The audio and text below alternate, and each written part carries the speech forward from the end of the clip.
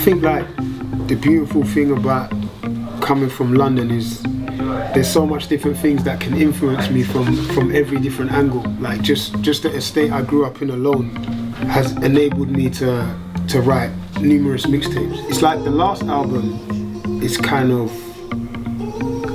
me keeping you up to speed with my life from kind of like 0 to like 26. So we talk about, you know, what it was like growing up, where I grew up, where we're trying to get to, how we're trying to get there, and how I think I'm going to react to success, if that makes any sense.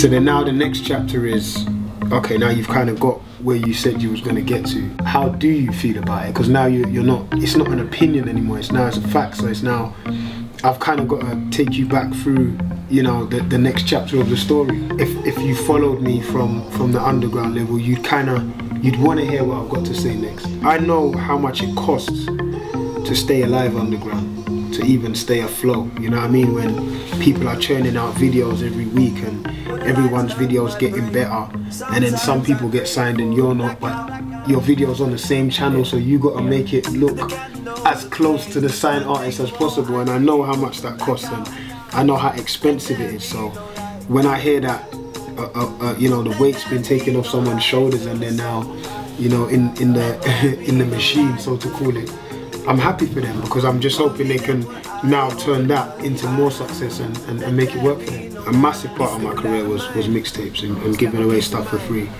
I think the beautiful thing about a mixtape is your fans, they get to have something for free. And then there's always them people that kind of, you know, wasn't sure whether they were fans yet. You know, so they're like, I don't really want to go and spend £10 on a CD I might not like. You can now download 17 tracks for free, and you can make your analysis off that, and then when the album comes out, you're like, okay, cool, you just gave me that, I really like that, let me go and buy the album now. Yeah. Production wise, I've kind of stuck with the same ones, the same core. That's like the Wizzy Wilder, J Flows. We got some beat production on there from Dreddy, from So Solid as well. We got a guy called Inflow, a guy called Knox Brown. He's from Birmingham, he's crazy with the beats. You know, I just kind of work with who cares about the music the most. Sometimes you go in sessions with producers and they're like, come man, let's make a #1. And I'm like, why don't we just make a song? Yeah. And let's just try and make the best song we can make. And if it happens to be a #1, so be it. Do you know what I mean? I'm not gonna fight against that, but I don't wanna go in with that full process. So I kind of go in with who I've been in with all the time, because they just know, yeah, let's just get in and let's just make something sick, and everyone's excited. They're excited to hear my verse, I'm excited to hear the beat, and then you get a great song. I like vibes, man. I don't like when I'm in the studio and it feels like I'm in an office. Like the music's mad low, everyone's sitting on a laptop quiet. Like, I like vibes, I like a reaction. I'm in the booth, I said that line, I like, yeah, that was sick, like try that one, you know what I mean? I like input.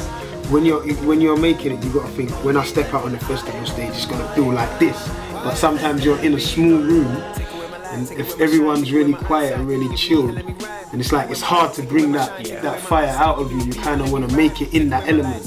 You know, when they're singing along to all the records, like that feeling is indescribable, man. You gotta think you wrote words that meant so much to you, and you performed it, and it meant as much to you as it does to the people you're performing it to, and then they start singing it back, and then that means more to you.